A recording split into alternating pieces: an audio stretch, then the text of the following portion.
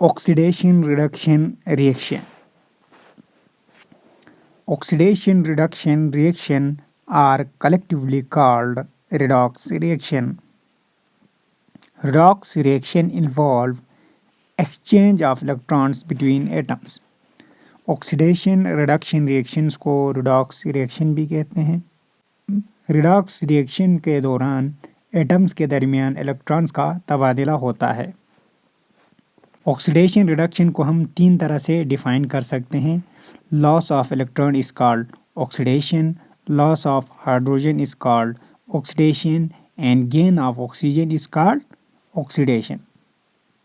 Reduction, gain of electron is called reduction, gain of hydrogen is called reduction, loss of oxygen is called reduction. पहली जो definition है, loss of electron is called oxidation, gain of electron is called reduction. जब कोई atom electron को देता है या loss करता है उसे हम ऑक्सीडेशन कहेंगे। इसी तरह जब कोई एटम इलेक्ट्रॉन को लेता है या गेन करता है उसे हम रिडक्शन कहेंगे। फॉर एग्जांपल NaC जब Cl के साथ रिएक्ट करता है तो NaCl बनाता है। Na क्या करता है, दो इलेक्ट्रॉन को लॉस करता है तो Na क्या होगा, ऑक्सीडाइज हो जाएगा। इसी तरह Cl उस दो इलेक्ट्रॉन को गेन करेगा तो Cl क्या हो जाएगा, रिड्यूस हो जाएगा। दूसरी जो डेफिनेशन थी, loss of hydrogen is called oxidation and gain of hydrogen is called reduction. जानदारों में रिडॉक्स रिएक्शन के दौरान हाइड्रोजन एटम का लेन देन होता है।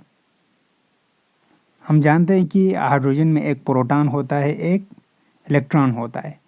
इसका मतलब है कि जब एक मॉलिक्यूल एक हाइड्रोजन एटम छोड़ता है तो दरअसल वो एक इलेक्ट्रॉन छोड़ता है, यानी ऑक्सीडेशन होती है। इसी तरह जब कोई मॉलिक्यूल हाइड्रोजन एटम हासिल करता है तो दरअसल वो एक इलेक्ट्रॉन हासिल करता है, यानी रिडक्शन होती है।